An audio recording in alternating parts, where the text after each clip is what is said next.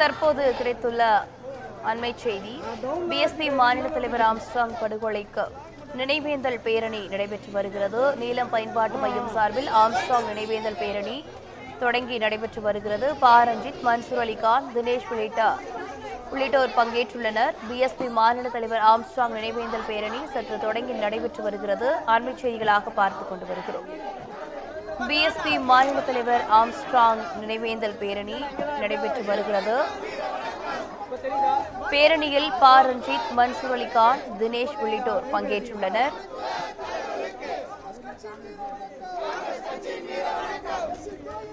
கூடுதல் விவரங்களோடு இணைகிறார் செய்தியாளர் தாமரைக்கனி. வணக்கம் தாமரைக்கனி, விவரங்கள் என்ன?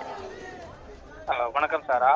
படுகொலை செய்யப்பட்ட பகுஜன் சமாஜ் கட்சியினுடைய மாநில தலைவர் ஆம்ஸ்ட்ராங்கிற்கு நீதிக்கு வேண்டி நீலம் பண்பாட்டு மையம் சார்பில் தற்போது நினைவேந்தல் பேரணியானது நடைபெற்றுக் கொண்டிருக்கிறது. இந்த நினைவேந்தல் பேரணியானது எழும்பூரில் இருக்கக்கூடிய அந்த லென்ஸ் கார்டன் சாலையில் தொடங்கி தற்பொழுது இந்த ராஜநாதம் மைதானம் அருகே இந்த பேரணியானது இன்னும் சட்ட நேரத்தில் முடிவடைய இருக்கிறது.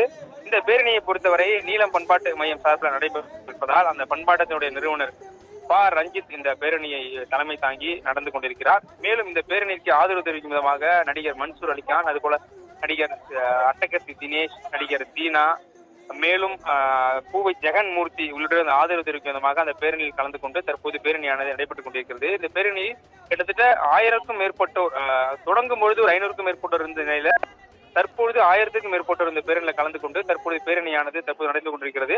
இந்த லிங்க் கார்டன் சாலையில் தொடங்கப்பட்ட அந்த பேரணியானது நேரடியாக அங்கிருந்து எழும்பூர் புதுப்பேட்டை சாலை வழியாக சவுத் கூவம் ரிவர் சாலை வழியாக தற்போது ராஜரத்னம் மைதானத்திற்கு அருகே வந்து கொண்டிருக்கிறது. இந்த பேரணி சட்ட நேரத்தில் முடிவு இருந்தாலும் இந்த பேரணிக்கு பிறகு நீல மேம்பாட்டு மையம் சார்பில் ஒரு பொதுக்கூட்டமானது இந்த இதில் நடைபெற இருக்கிறது.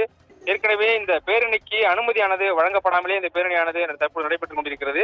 இருக்கக்கூடிய பொதுக்கூட்டத்திற்கும் இதுவரை அனுமதியானது வழங்கப்படவில்லை என்று காவல்துறை தரப்பிலிருந்து தெரிவிக்கப்பட்டிருக்கிறது.